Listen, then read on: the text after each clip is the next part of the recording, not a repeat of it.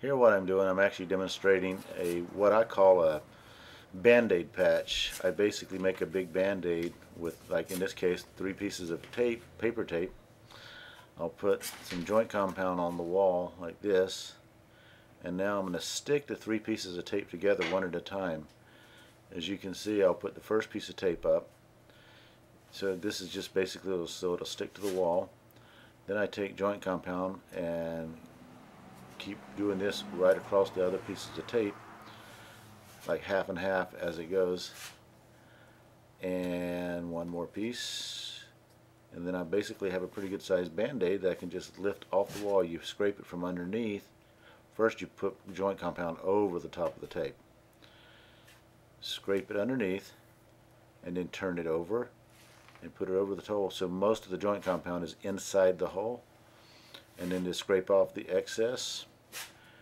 And as I mentioned, the joint compound dries, so it'll shrink in, and then you just go back over that a couple more times as it dries, but wait till it dries completely, otherwise it'll cause a bubble sticking out of the wall, so let it dry completely. Here what I'm doing is I'm actually doing what some people call a California patch.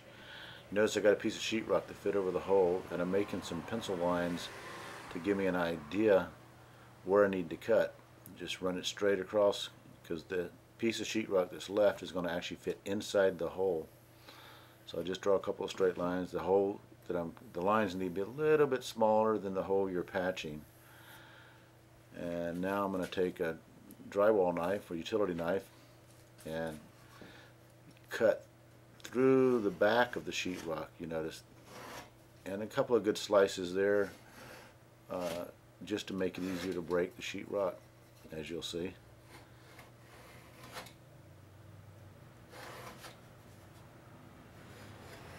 You notice the square in the middle is what I want to keep, so I pop it right there and pull it off, leaving the front of the paper all the way around.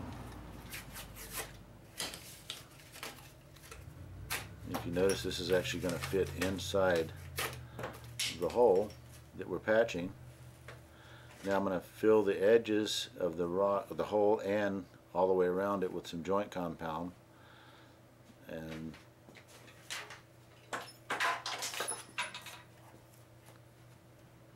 you know, I'm going enough here to cover the paper completely. Then I take the piece that we just made, slip it right inside, push it down kind of snug, hold it in place, and then wipe off the excess joint compound. And the same with this. As it dries, you'll wait till it dries and go over it a couple more times until it's ready to smooth out.